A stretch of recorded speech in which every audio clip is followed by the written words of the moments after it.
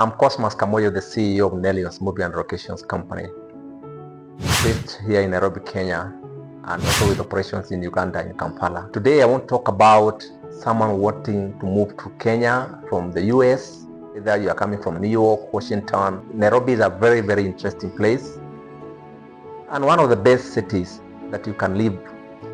What we say in moving fast, and this is universal, moving is all about paperwork. And you always start planning your move with the end in mind. That is very, very important. You need to be 100% sure of what is going to be their final outcome based on how the processes go.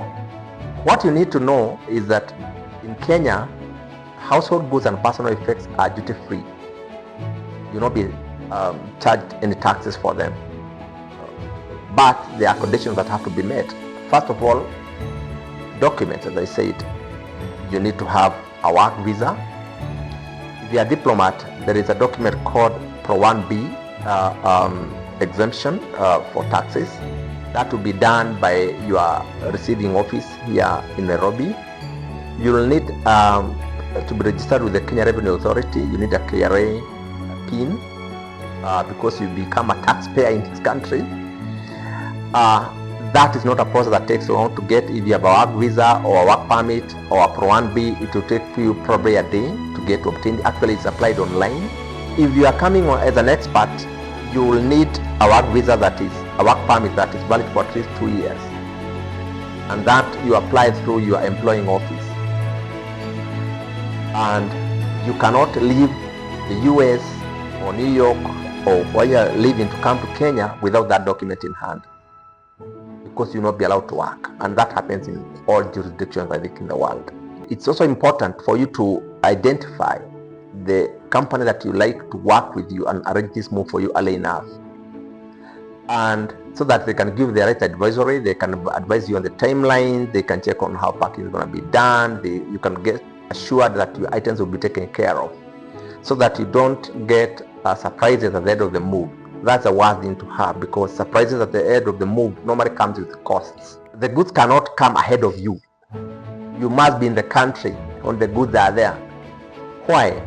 Because during the customs clearance, they require your passport, an original passport. They don't allow a photocopy. In some countries, you can use a photocopy. In Kenya, it has to be a physical copy, and it has to be presented to Kenyan customs. In Kenya, there is a requirement that that insurance for those goods is taken using a local company. Even if you have taken your insurance there, in Kenya, you are coming from New York or Washington, in Kenya there is a legal requirement that you need to take that goods in transit insurance for inbound goods to be taken using a local insurer. So again, for diplomats, we know there's capping for the value of the goods they can bring in here. So it will also be good for you to check with the office where you are coming, what is the capping for you, because the Pro 1B exemptions for tax purposes in Kenya are given through the Ministry of Foreign Affairs, and the Ministry of Foreign Affairs has agreed with different missions or how much capping it is there for value of goods that the officers can bring depending on the levels that they serve.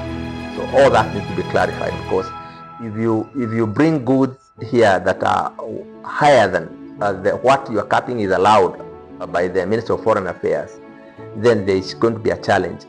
We do have partners in the US who we work with all the time, and they are very good companies. As members of the International Association of Movers and the Pan American International Movers Association, we have very nice partners there. So if you would contact us, we are able to put you into contact with our partners. They'll do the pre-moving survey for you. They'll give you the advisory that you require in case they have any questions. They will ask us, and we shall be able to help you.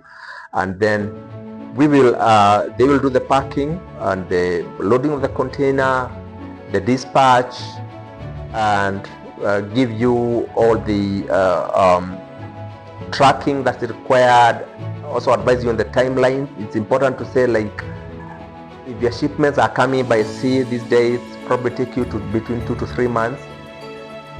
Sometimes you are not very sure because there is so many volatilities that have been happening within the international maritime space in the last, since COVID, I would say it has never quite stabilized.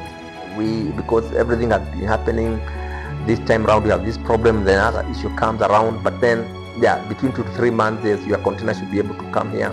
If you're coming by air, yeah, it's a much different story. The process is all the same, but the shipment, the transshipment time is probably about, from dispatch from US to Nairobi is probably about a week or thereabout, and then another few days for customs clearance, like 2-3 days. So in about 10 days or so, you should be able to have your goods in your residence in Nairobi. Now, once your goods have been shipped out from by sea from a US port, mainly I think New York, they use the port of New York or the port of Newark, you will get a bill of lading issued by the shipping line. If you ship by air, you'll be issued with what is called an airway bill. A bill of lading or an airway bill is a document to show that your goods are on board an air vessel or a sea vessel. It's like your certificate of ownership at that time. And that's the document that is used also for customs clearance here in Nairobi or to any other port in the world that you do. And that document will always be issued immediately after the dispatch has happened, and you always get a copy. And for household goods, actually, you are always the person sending and the person receiving, because these are personal effects. They belong to you. Unlike in the commercial shipment, where you find maybe the shipper is different from the recipient. In this case, for personal goods, they normally the same person, because these are your goods. And that document it also comes in very handy in case you have a claim, like an insurance claim or something happened. That's the document that can be used to enforce or to lodge your claim.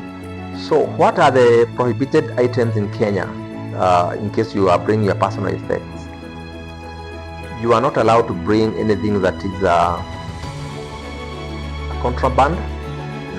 Obviously we all know what that is, like illegal stuff like drugs and all that, because containers and shipments are checked. You are not allowed to bring in any firearms in your shipment.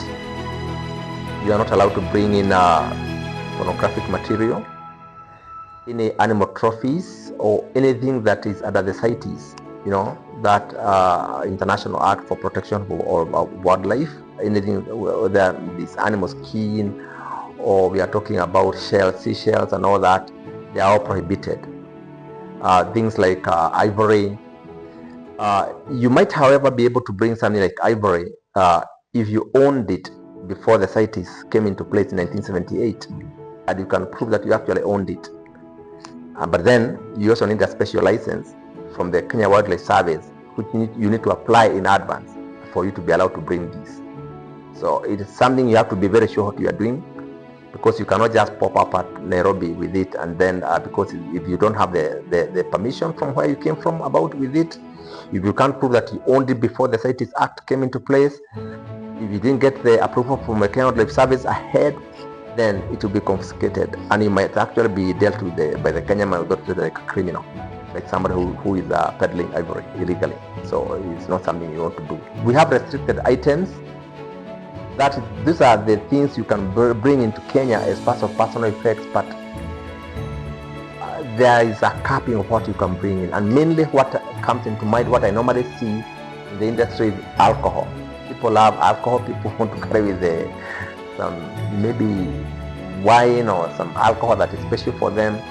There is always a limit. We also have restrictions on like new items. You are moving as a person with your used personal effects, and sometimes you see people buying a lot of stuff, brand new stuff to bring in here, and because you are relocating, and many times KRA is very keen on this.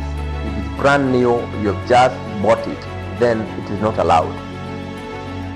However, if it's something just maybe like one or two small things that you thought were important, they can always say, this is okay, it's just understandable. But filling a whole container with brand new items, is not allowed, because what they consider to be used personal effects are items that are pre-owned at least from 6 months. Welcome to Kenya. Kenya is a very beautiful country with very good weather, very good climate, and a place where people thrive. And in terms of moving your personal effects or household goods from any part of the world, or even from the US, New York, Washington, Texas, Houston, Dallas, California, we have moved people to and from all those major US cities.